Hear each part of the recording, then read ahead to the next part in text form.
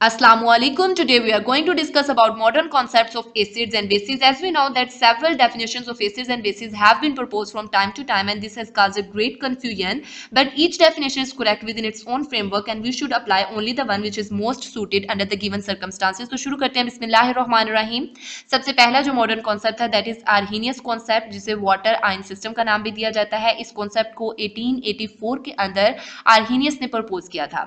Definitions देखते हैं। According to Arrhenius उसने कहा कि एसिड्स वो सब्सटेंसेस हैं जो कि हाइड्रोजन आयंस देते हैं इन द एक्वस सॉल्यूशन, जबकि बेसिस वो सब्सटेंसेस हैं कि जिन्हें जब भी वाटर या किसी भी एक्वस सॉल्यूशन के अंदर डिसोल्व किया जाता है तो ये हमेशा हमें हाइड्रोक्सिल आयंस देती हैं। इसको समझने के लिए एक्सप्लेनेशन देखते हैं। हाइड्रोजन आयंस जब भी किसी एक्वस सॉल्यूशन के अंदर मौजूद होते हैं तो ये हाइड्रेटेड हो जाते हैं एज हाइड्रोनियम आयन, जिसे H3O पॉजिटिव से रिप्रेजेंट किया जाता है। यहाँ तक कि समटाइम हाइड्रेशन इतनी ज़्यादा होती है कि ये हमें H पॉजिटिव, H2O होल 4 और इसी के जैसे मजीद आयंस भी देती है। सिंपली हम ये कह सकते हैं कि H पॉजिटिव एक्वस आयंस हमें मिलते हैं, जिनको हम मोस्टली हाइड्रोनियम आयंस यानी H3O पॉजिटिव की फॉर्म में शो करते हैं। यहाँ पर है ionization of acids and dissociation of bases. हमारे पास एसिड्स की अगर बात की जाए तो हाइड्रोजन क्लोराइड और नाइट्रिक एसिड दोनों ही कोवलेंट कंपाउंड्स हैं और एक्वस सॉल्यूशन के अंदर आयनाइज होने के बाद ये हमें H3O पॉजिटिव आयंस देते हैं जो कि हाइड्रोजन आयन की कंसंट्रेशन को रिप्रेजेंट कर रहे हैं। इसी तरह पोटेशियम हाइड्रोक्साइड और सोडियम हाइड्रोक्साइड ये दो इलेक्ट्रोवेलेंट कंपाउंड्स हैं, बेसिस हैं, और आफ्टर डिसोसिएशन ये हमें हाइड्रोक्सिल नेगेटिव आयंस देती हैं इन दी वाटर। न्यूट्रलाइजेशन रिएक्शन एक ऐसा रिएक्शन है जिसके अंदर एसिड को बेस के साथ रिएक्ट कराया जाता है और आफ्टर न्यूट्रलाइजेशन हमें वाटर मिलता है एज अ प्रोडक्ट। इसकी वजह ये होती है कि एसिड से हमेशा H3O पॉजिटिव आयंस आते हैं और बेस हमेशा हाइड्रोक्सिल आयंस देती है और ये दोनों न्यूट्रलाइज होकर वाटर देते हैं। Any strong acid neutralize strong base with evolution of 57.4 kilo joule per mole energy. Arrhenius concept की यूटिलिटी की बात की जाए तो ये हमें कॉन्स्टेंट हीट ऑफ न्यूट्रलाइजेशन के बारे में बताता है और ऑफर्ड करता है a means of correlating catalytic behaviour. Arrhenius concept is not a valid concept. इसकी कुछ लिमिटेशंस हैं। वो ये कि नॉन एक्वस मीडिया के अंदर एसिडिक और बेसिक कैरेक्टर्स के बारे में ये हमें कोई इन्फॉर्मेशन नहीं देता। उसके अलावा अमोनिया एक बेस है लेकिन इसके पास हाइड्रोक्सिल आयंस मौजूद नहीं है। सेकेंडली ये कि सर्टेन सॉल्ट्स के एसिडिक कैरेक्टर के बारे में भी ये हमें कोई इन्फॉर्मेशन नहीं देता, like AlCl3 in aqueous solution, इसकी एसिडिटी के बारे में कोई इन्फॉर्मेशन नहीं मिलती अकॉर्डिंग टू आर्हीनियस कॉन्सेप्ट। इसी तरह न्यूट्रलाइजेशन प्रोसेस जो है वो लिमिटेड है सिर्फ और सिर्फ एक्वस सॉल्यूशंस तक। नॉन एक्वस मीडिया के अंदर हमें एसिडिटी और बेसिडिटी कैरेक्टर की कोई इन्फॉर्मेशन नहीं मिलती। ब्रोंस्टेड लोरी थ्योरी जो कि प्रोटॉन डोनर एक्सेप्टर कॉन्सेप्ट है, ब्रोंस्टेड और लोरी ने 1923 के अंदर इस कॉन्सेप्ट को प्रपोज किया था। इनके अकॉर्डिंग एसिड जो है वो प्रोटॉन डोनर है, बेस प्रोटॉन एक्सेप्टर है। एग्जांपल देखते हैं। ब्रोंस्टेड एसिड जो कि प्रोटॉन डोनर है, HCl और H2SO4 प्रोटॉन डोनेट करेंगे और आफ्टर डोनेशन ये जो भी कंपाउंड बनाएंगे वो इसकी कॉन्जुगेट बेस होगा। इस केस के अंदर क्लोराइड नेगेटिव और HSO4 नेगेटिव, ये हमारे पास कॉन्जुगेट बेसिस बन रही है of that Bronsted acid. Bronsted base की बात की जाए तो प्रोटॉन एक्सेप्टर है, हाइड्रोक्सिल नेगेटिव और साइनाइड नेगेटिव आयंस प्रोटॉन को एक्सेप्ट करेंगे और आफ्टर एक्सेप्टेंस ये जो भी कंपाउंड बनाएंगे उस कंपाउंड को कॉन्जुगेट एसिड का नाम दिया जाता है। इस केस के अंदर वाटर और हाइड्रोजन साइनाइड कॉन्जुगेट एसिड्स हैं। कॉन्जुगेट एसिड बेस पेयर्स ये इक्विलिब्रियम बना के रखते हैं, like HCl plus water equilibrium है यानी रिवर्सिबल रिएक्शन। H3O प्लस हमारे पास जो है क्लोराइड नेगेटिव आयंस है। एम्फीप्रोटिक स्पीशीज ऐसे स्पीशीज जो कि एक्ट कर सकते हैं as both proton donor and proton acceptor. मिसाल के तौर पर वाटर है, जब एज अ एसिड एक्ट करेगा तो ये अमोनिया जो कि बेस है इसको प्रोटोन डोनेट कर देगा और जब एज अ बेस एक्ट करेगा तो ये HCl जो कि एक एसिड है उससे प्रोटोन को एब्स्ट्रैक्ट कर लेगा, ले लेगा।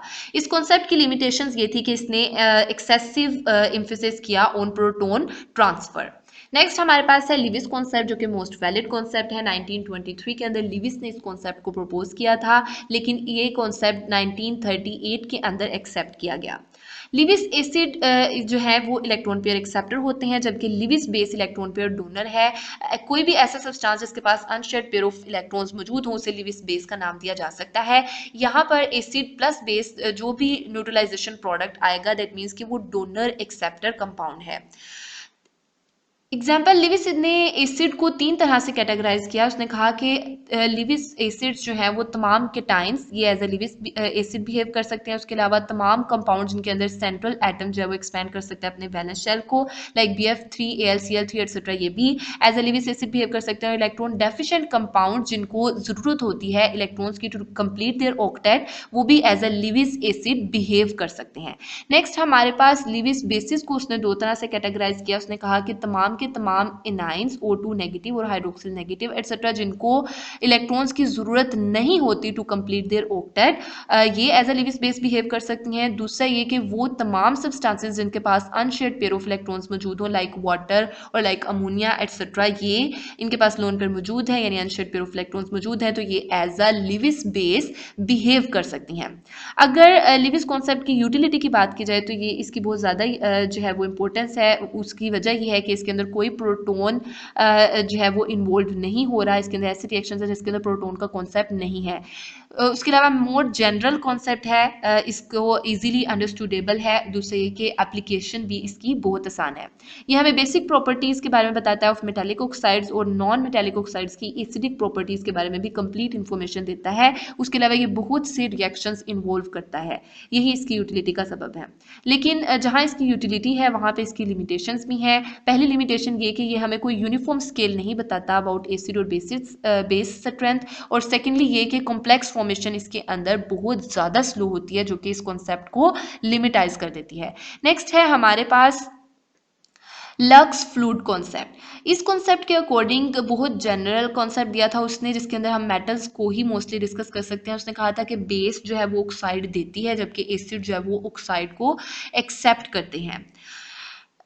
देन हमारे पास है यूजानविच कॉन्सेप्ट जो कि पॉजिटिव नेगेटिव सिस्टम है। इसके अकॉर्डिंग एसिड कोई भी ऐसी स्पीशी है जो कि केटाइंस दे सके और बेस वो स्पीशी है जो कि कैपेबल हो ऑफ गिविंग एनाइंस यानी एनाइंस या इलेक्ट्रॉन्स दे सके।